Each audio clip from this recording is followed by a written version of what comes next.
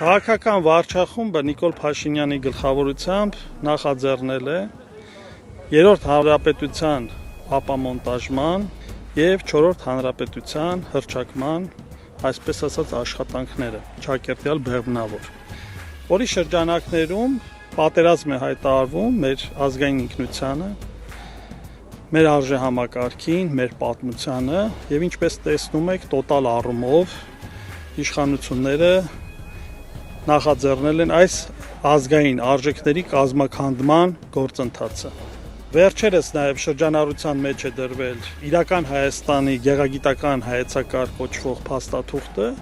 որի շրջանակներում բացահայտ ներկա վարչախումբը հայտարարում է, որ պետք է օժանդակի միայն Հայաստանի Հանրապետության տարածքում գտնվող բնապատկերների,